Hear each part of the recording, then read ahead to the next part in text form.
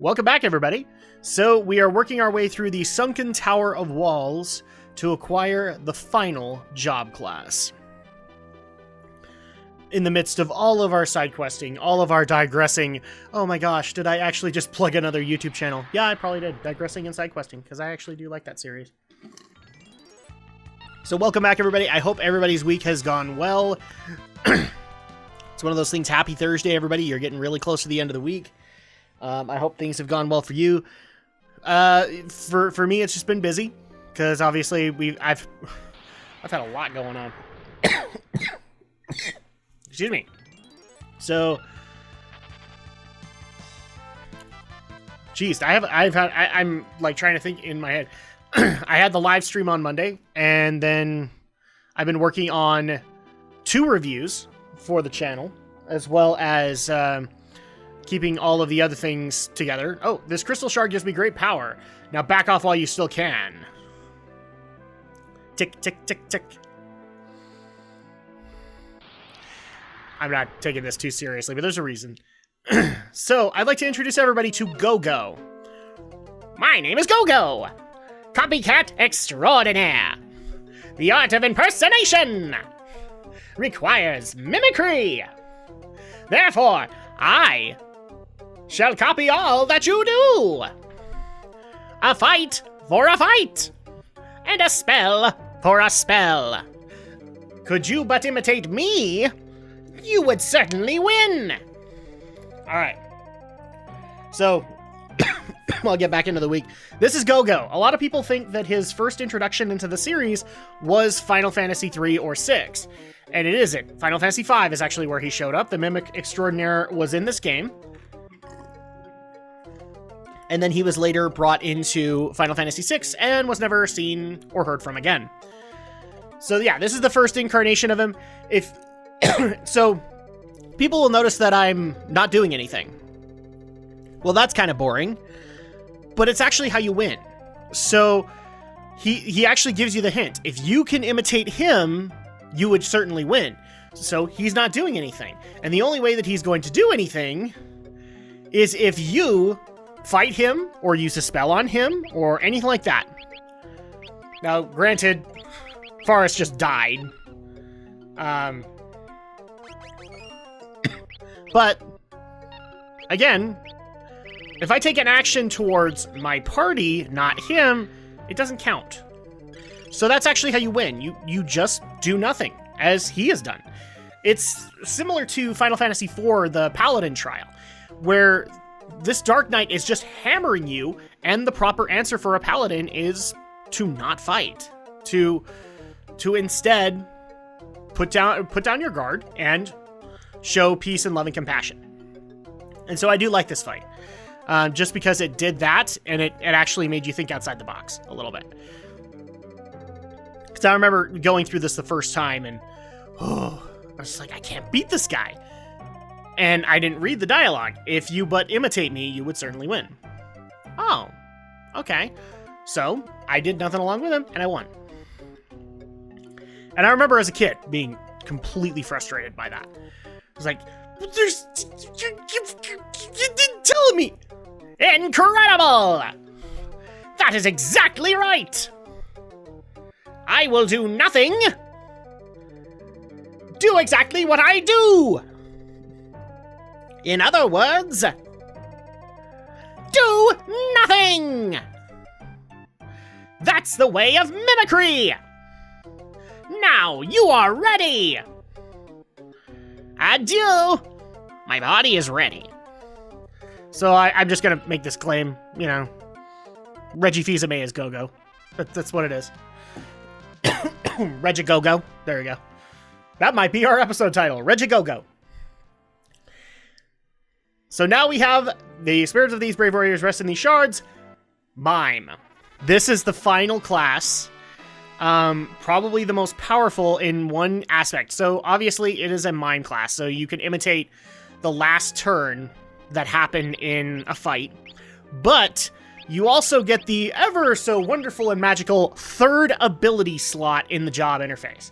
So you basically can make the character that you want to make.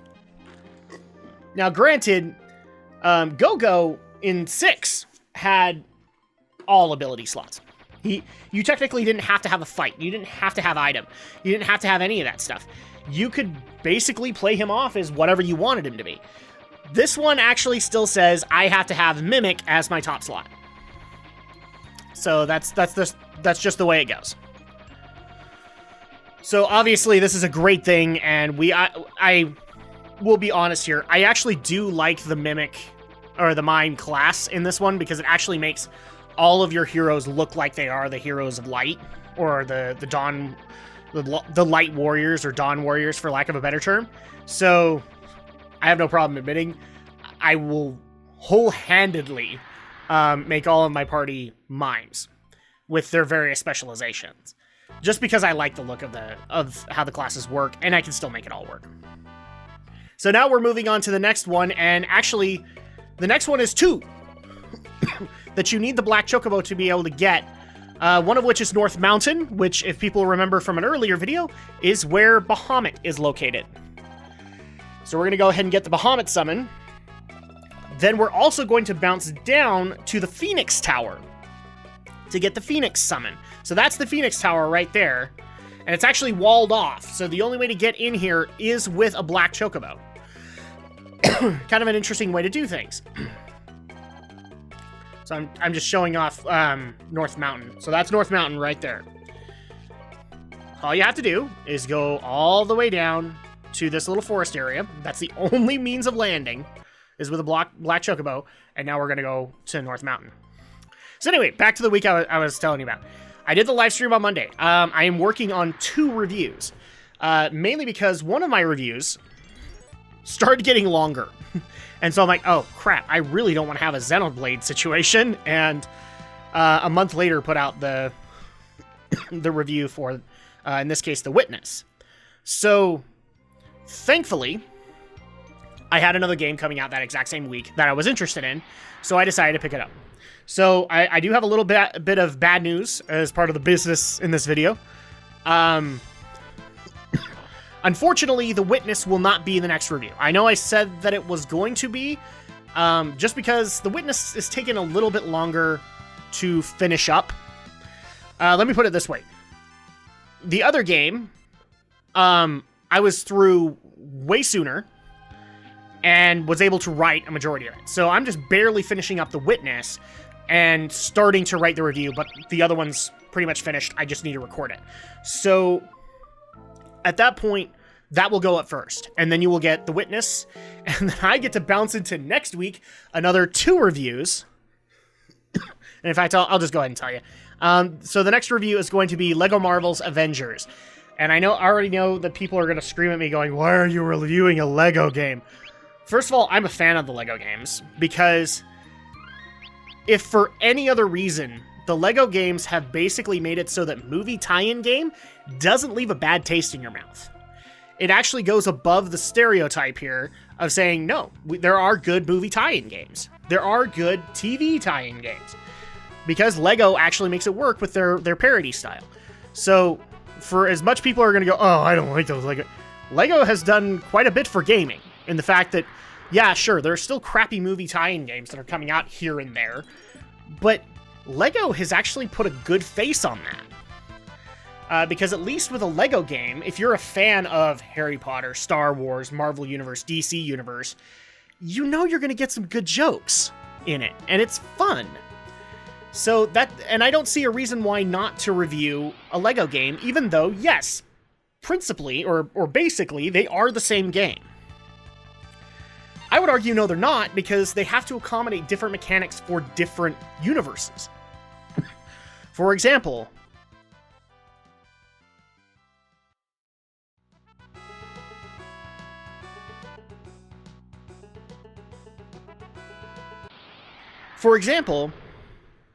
I love the Lego Harry Potter games. They are my favorite, above all else, because, and not to say I don't like the movie tie-in games, I actually like Sorcerer's Stone up to Prisoner of Azkaban. Yes, mainly because they adopt the Zelda engine. I love anything that adopts the Zelda engine, because it works. But not only that, you know, this is a universe that's supposed to be, for lack of a better word, magical. And those games capture it way more than anything that came later. Lego Harry Potter does the exact same thing, but with Legos. And it's great. It's wondrous. Like, to see the brick wall unfold into Diagon Alley in Lego fashion, it's great. And so I really do appreciate those games. If I were to pick a preference, I would say years 1 through 4. Just because I think that's when it really worked. By 5 through 7, they were implementing some other things from other Lego games, and it isn't as good, in my opinion. And the magic doesn't really feel too much like magic anymore. So I like that concept. I also like Lego Star Wars in the fact that the Force, actually, the way that they try to explain the Force in those games works. And Marvel and DC are the exact same thing, but I love the parody jokes that can be made. Best example, in Lego Lord of the Rings, when they do the prologue, they actually have like one of the human kings drop his ring. And you're just like, you know what? That's funny because that would happen on set. So, you know, somebody did that. And so he's like, sorry. That's funny to me. So yeah, I don't see a reason why not to review the TT games, Lego games. I love them. Does it mean I'm going to go do Dimensions? No, Dimensions really isn't my thing, but yeah, I'm going to review this one. So Lego Marvel's Avengers is the next one, like it or hate it, and then I will get into The Witness. And then I get to bounce into another 2 reviews with Unravel and Firewatch coming out next week. Let's see if you're a worthy opponent for me. I really wish I could do like a deeper voice for him, but I always go for like the default serpenty dragon kind of voice. Maybe I'll do that next game. Or does Bahamut talk in the next game? I think he does.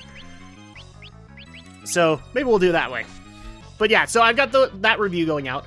Obviously, we did do a podcast last Saturday. And we're getting ready to do another one this Saturday, obviously. And obviously all of the recording work that goes through. So I hope you guys have had a good week. I've had a good week as far as work is concerned, because a lot's been done. But at the same time, I'm not gonna lie, I'm a little beat. And I'm just kicking back, playing some Final Fantasy with you guys. So we're currently doing the, I know I'm so off topic today, but... let's go ahead and get into Bahamut. So, does Bahamut work the same way that he did in Final Fantasy IV? Yes. This is pretty much the same concept of a fight. I don't believe he counts down, but he will pelt your party with Mega Flare. And so you do have to have Reflect so that it goes back on him. But he'll also do some other things, and it hurts. And I will also admit that I do like this design of Bahamut because this kind of sets into motion the best design of Bahamut, which I would dare say is either 7 or 8. And when I say 7, I'm not talking about the other 2 variations. I'm talking Bahamut. Alright, so we have beaten Bahamut, the Dragon King, and received summon monster Bahamut. And to the people who are going to be screaming it's Bahamut, I don't care. I'm saying things the way that I said it when I was a kid.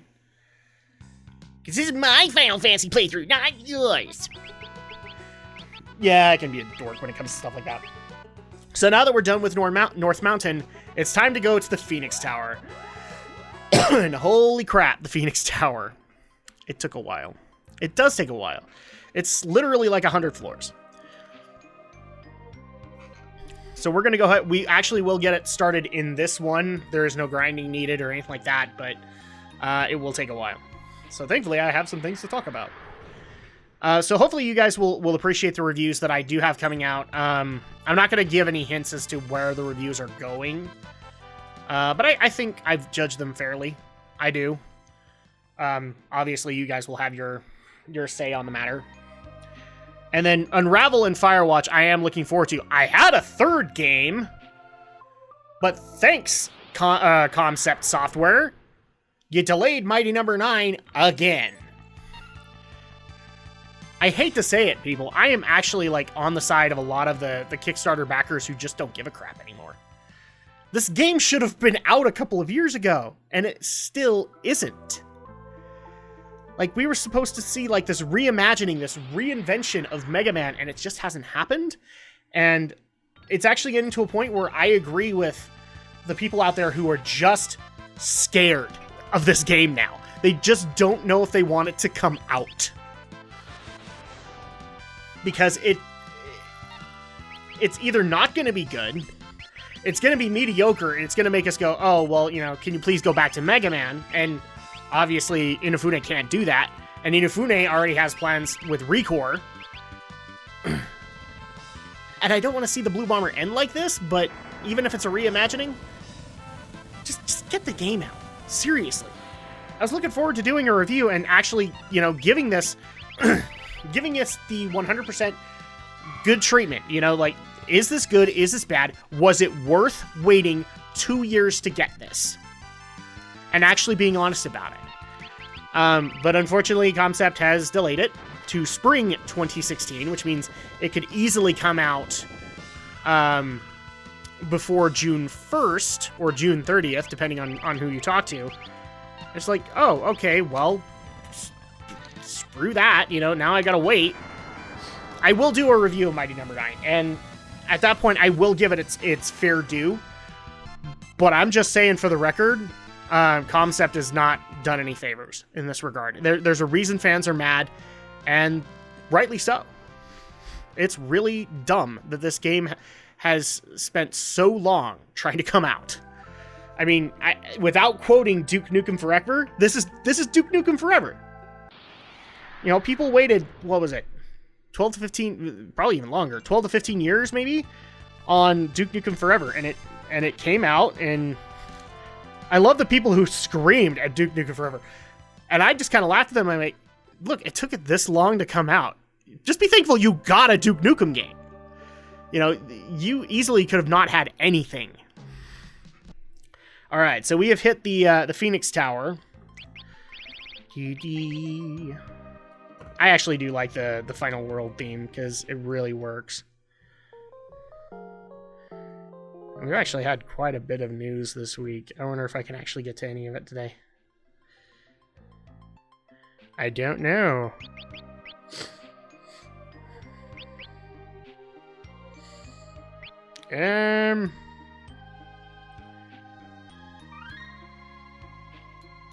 Nah, not really. There are a couple of stories in there, but not anything that we can bring up. But aside from, man, the delay of Mighty Number 9, seriously, just Concept, release the dang game. Let us judge it for what it is. And with that, now would probably be a good time to go into some of the games that I have been playing. Obviously, I've been playing Lego Marvel's Avengers. It's so hard to not just say Lego Marvel Superheroes. I played that too. I played that, and I've been playing The Witness and racking my brain on that one, because it is... Oh. It's a fun puzzle game, but at the same time, it makes your head hurt after a while. The two other main games that I've actually been able to get my hands on, aside from those two, have been Shovel Knight. I finally beat Shovel Knight for the first time. I've seen it end, and I like the ending, but I hadn't beat it myself. So I'm very happy with how that game played out. I also did try out a little bit of the expansion Plague of Shadows, which puts you in the... puts you playing... Oh, it's not Alchemy Knight. It's, actually, I actually have to go through this in my head. King Knight, Spectre Knight. There's Propeller Knight. There's Polar Knight. There's Mole Knight, Treasure Knight, Tinker Knight, and dang it, I can't ever remember his particular name. Anyway, yeah, he's the alchemist. He's the one that has kind of the Assassin's Creed 2 mask on him. Plague Knight, that's the one. So, Plague of Shadows. Why didn't I remember that? So it puts you in in the place of Plague Knight as he plots to overthrow the Order of Nord Quarter and give himself ultimate power. I played a little bit of it. It's definitely a learning curve because I'm used to the way Shovel Knight played. And Plague Knight feels weirder, for lack of a better word. I'm sure I will go back to Plague of Shadows at some point and give it the thorough run around, but I actually decided to take a break from Shovel Knight and go work on other games. And one of those other games that I actually decided to work on was Mass Effect 3. Mass Effect 3 is still freaking awesome. I haven't hit that ending, people. Please don't send me mail saying you haven't hit the ending yet. You will be totally disappointed. I haven't hit that point yet. But I do like the fact that, so a couple of the missions that I've done, I had to go save a couple of Earth biotic students, which were being taught by Jack. And if people remember, in Mass Effect 2, I hated Jack. I hate her with a passion. She annoyed me to no end. And Mass Effect 3 Jack was actually pretty cool. I really liked her. I liked the turn that they did for her character, where the Earth Alliance basically gave her an out and said, please come teach these biotic students. You know, undo what Cerberus has done. And ironically, it was Cerberus after the kids. So it's like perfect vengeance scenario for Jack. This works perfectly. And so I rescued them. I got to have some good heartfelt moments with Jack. Is it enough for me to romance her? No, but at least she's likable now. And the other big one that I did was I helped Rex go to Tachanka. Was it Tachanka? No, it was to a Solarian planet to recover a cure to the genophage. Basically a woman, or a Krogan woman, who was immune. Was she immune? I think she was immune to the genophage. So, obviously, to the people who haven't played Mass Effect, this doesn't make a whole lot of sense. But genophage, basically, they're sterile. There's no way for Krogans to procreate. And this is basically a solution to that. Because, holy crap, we can actually... I know that people are probably getting freaked out because I haven't made it anywhere in the tower. This is actually one of those points where I had to pull out the strategy guide because I could not remember exactly what I had to do to activate the next floor. So, there we go. This is actually what you have to do. You have to go up to a wall, interact with it, and then you will get a fight like this, and that gives you the next floor to go up. I know I'm going to get a comment. It's another part where Drak does nothing. Not necessarily. I downed Bahamut, and it just took a second for me to get to the next floor. So, I did that, and had a really great mission, trying to keep this Krogan woman alive, along with Mordin Solus from Mass Effect 2, who was protecting her. I love that concept, that he went from this not careless, but and not even heartless, but he was a scientist through and through. He only looked at the science, and he was actually part of the original creation of the genophage. So it was really heartfelt, at least to me, that he was helping with the curing of the genophage. Which is obviously how you have to get Rex and the Krogans on your side to help win this war. And I like that whole story. I thought it was really well done. And in fact, Mordin actually stays on your ship to help cure it, and you get to talk to this female Krogan. And I like her. You know, most Krogan annoy the crap out of me, but this woman actually makes sense. I like the fact that she mouths off with Rex. Which, maybe it's just me. I actually think back to that Next Generation episode where the one woman who knows the origin of Worf's family, the High Chancellor has a thing for her, and she's like, "You're a fat Kempek." That's how I thought about this Krogan woman. And it really worked for me. So I do like that. I did do a little bit more, but we are actually coming up on we're coming up on 25 minutes, so I want to make sure to keep these videos short. I will probably get into that because that's one of the bigger ones I did. Yeah, that's one of the bigger things I did in Mass Effect 3, so we'll get to that in good time. But I think that's actually going to go ahead and do it for this week. So when we get back, we're going to continue forward into the Phoenix Tower, claim the Summoned Phoenix, and yeah, get some more side questing done before we head into the end zone.